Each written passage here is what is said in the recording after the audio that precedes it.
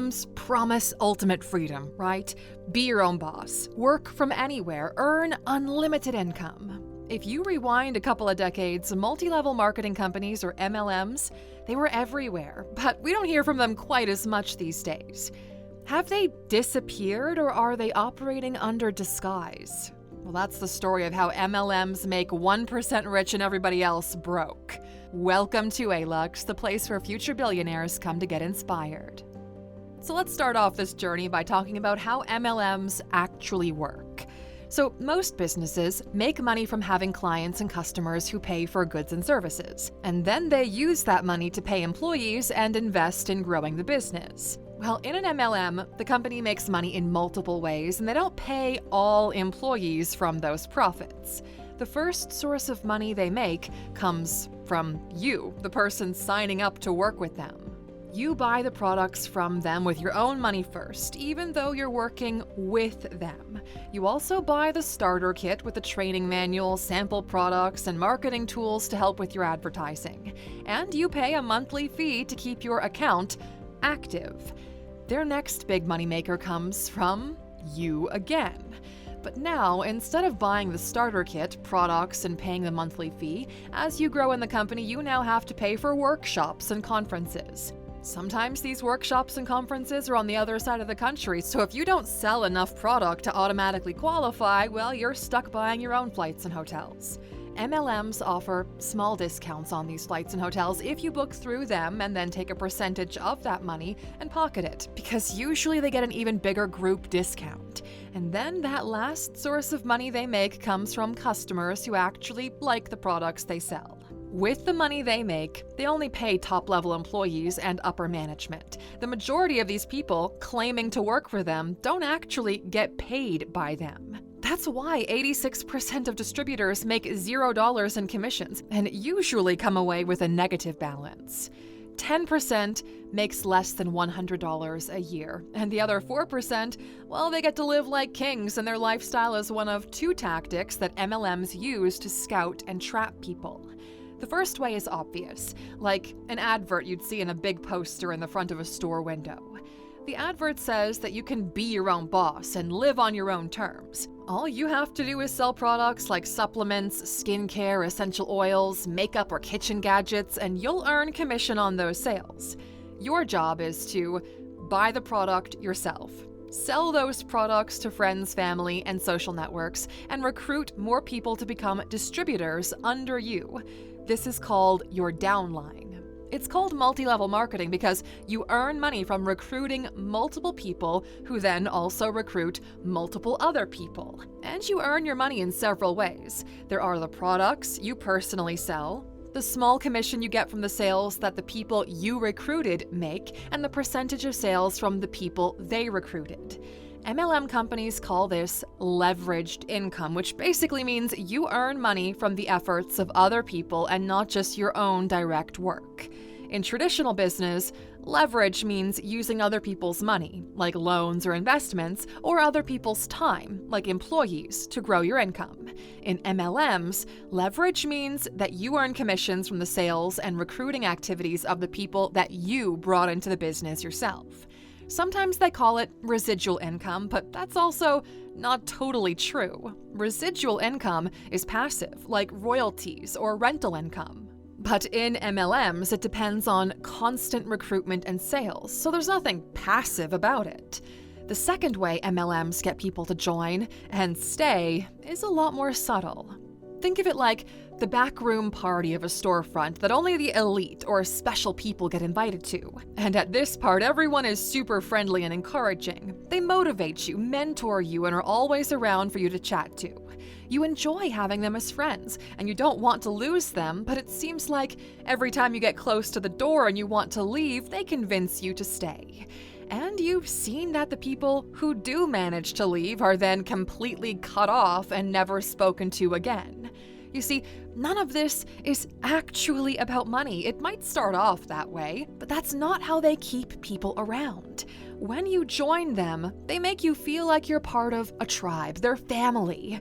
There's a sense of community and connection. The majority of people who stay beyond 1 year in an MLM are stay-at-home moms, military spouses, and young people straight out of college, because these are the 3 groups most likely to need what MLMs really sell: identity, purpose, and community. Being a stay-at-home parent can be isolating, and you're financially dependent on someone else. Military families move every 2 to 3 years, so it's hard to make friends and build a career or network. And young people are fresh out of college and still finding their way. All of these groups have big networks of acquaintances, which is great for selling products and recruiting more people. But they can also be incredibly lonely, and the MLM community knows how to step in and fill that gap. Their ideal customer has 2 key needs: to make money and to have friends. If you've got enough of the second need, well, you're more likely to be a part of the 47% of people who drop out in the first year. For the others, well, the longer you stay, the harder it is to leave. Leaving that tribe can mean that you're also walking away from a community that makes you feel seen and supported. That is a powerful emotional pull. Or it was. Things have changed. And, these are the kinds of real-world business lessons that we dive even deeper into on the Alux app. We've spent years analyzing industries, spotting trends, and learning from the smartest minds out there. It's not cheap, but it's also not a $499 starter kit from a dying MLM. It's $199 a year, and it's trusted by founders, CEOs, creators, and entrepreneurs who want to build real businesses, not just sell some kind of pipe dream. So go to Alux.app and download it now. And since you're part of our YouTube community, if you scan the QR code on screen, you'll get 25% off the yearly plan. But let's get back to today's topic, shall we? All right, let's talk about the downfall of traditional MLMs. So back in the 2000s, you couldn't go to a family barbecue without one of your aunts, cousins, or uncles telling you about some amazing business opportunity that was actually an MLM. Today, you'll probably get the message in your Facebook inbox from one of your old high school classmates. If they start selling you on a way to make money by being your own boss, well, they're probably an MLM distributor, okay? It'll take you less than a minute to Google the company, read the reviews, and make up your own mind.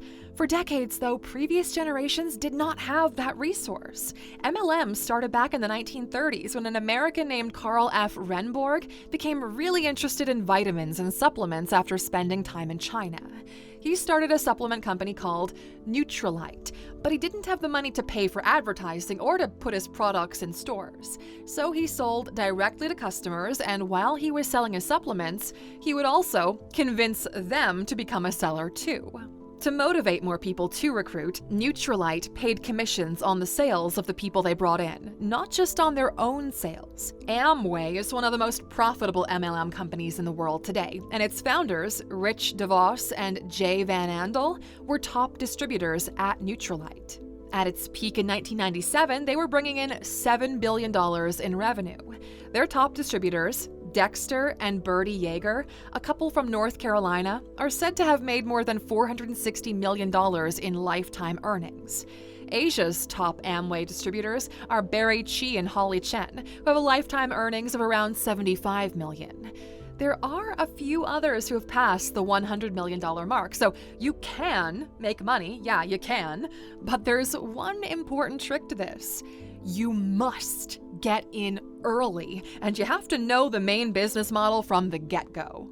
Most of the top distributors started in the 70s and 80s, and they knew from the beginning that the money was in recruitment, not sales. So they focused all of their energy on recruiting more people, and at the time, the market was wide open, so it was pretty easy to do this. And in these companies, when you get in early and have a little success, they start using you as an example to show how much money you can make and how successful you can become.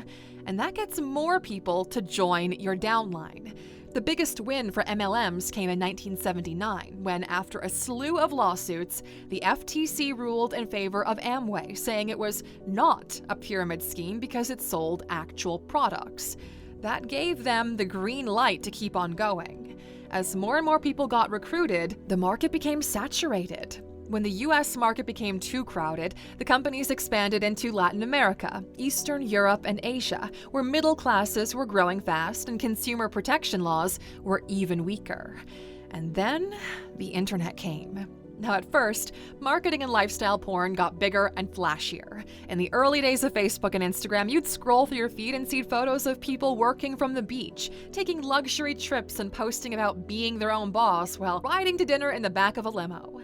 But then, online forums, blogs, and platforms like Reddit and YouTube gave former MLM participants a way to tell their stories.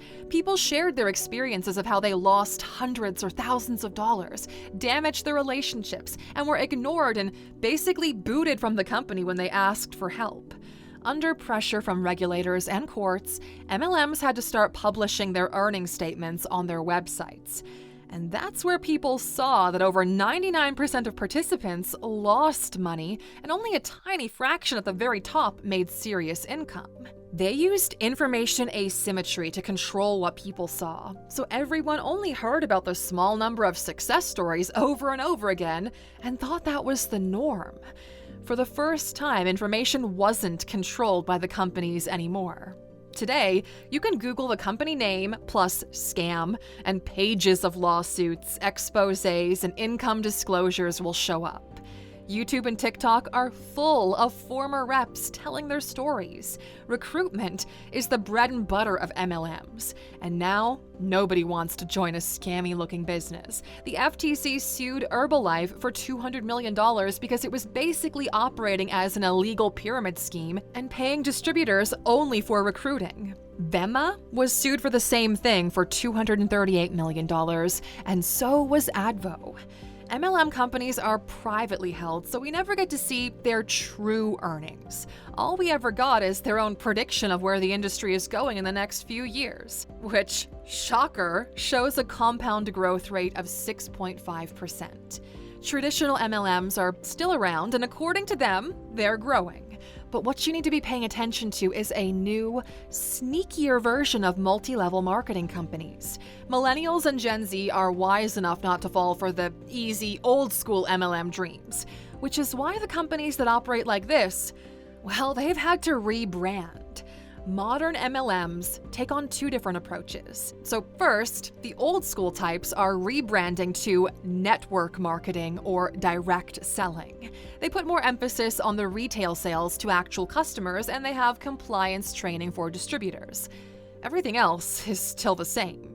In 2021, the Direct Selling Association released data that showed an almost 14% increase in industry growth, the biggest jump in 20 years. The second MLM approach is totally new and different. They'll call it affiliate marketing, influencer marketing, or social selling. Think things like crypto or Forex trading groups.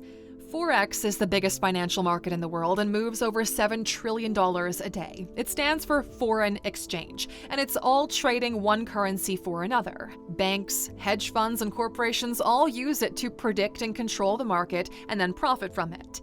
The banks will buy and sell currencies and take a cut, and they'll bet that one currency will strengthen or weaken, buy that currency when it's cheap, and then hold on to it until it gets more expensive and start selling it at a profit.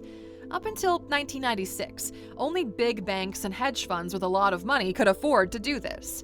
But then, a website called Global View started where people could see Forex prices, talk about trades, and learn from each other. And around the same time, online Forex brokers started popping up, which gave ordinary people like you and I the chance to buy and sell Forex. Companies realized they could sell Forex or crypto education or automated bots using the same MLM pyramid recruiting model. So here's how it works, okay? You pay a monthly fee, $100 to $300, to access Forex or crypto signals, which are these tips or alerts that tell you when to buy and sell coins. Then you get paid commissions to recruit others into buying the same package. Your income mostly comes from signing up more people, not actually trading profit. And then people at the top of the system earn millions from you and the people you sign up, not from their trades. There's Christopher Terry, who founded I Am Master Academy, whose net worth is so confusing that some sites say $2 million, others will say $90 million. What we do know about this guy is that his company charges people $275 to join and $250 per month to stay active. In 2018, they had 68,000 members. By 2022, there were 500,000 members, and the company was bringing in at least $1 billion in sales. Their own academy's documents show that the top earners aren't star traders, they're people with big teams. And over 95% of people earned more from recruiting than from actually trading or using the product. Which makes sense, because Christopher Terry worked at Amway Group. These days, the company has rebranded to go by different names like Iovia or iMarkets Live. There's also Johan Steinberg from South Africa, who ran Mirror Trading International. So here's how MTI operated. People would send their Bitcoin to MTI, which promised to pool it and use smart algorithms, robots, to trade Forex and crypto automatically. They claimed that members would earn daily passive profits of around 0.5% to 1.5% per day, which sounds small but adds up to unrealistic returns of over 500% a year. Members could also earn commissions by recruiting others, so it quickly spread globally as a kind of crypto MLM pyramid.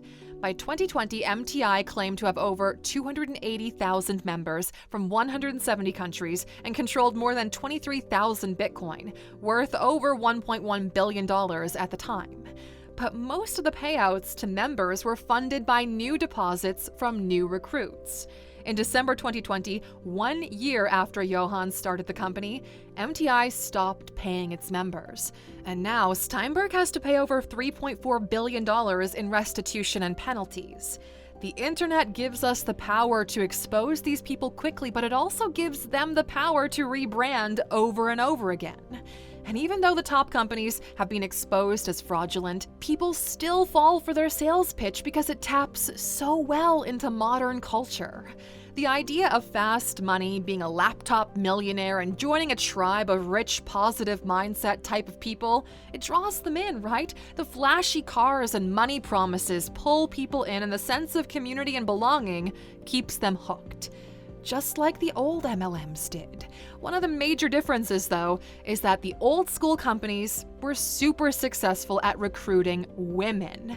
Men typically weren't that interested, but now men are the main customers. The new groups sell hustle culture and financial freedom, and they throw the alpha male image out a lot.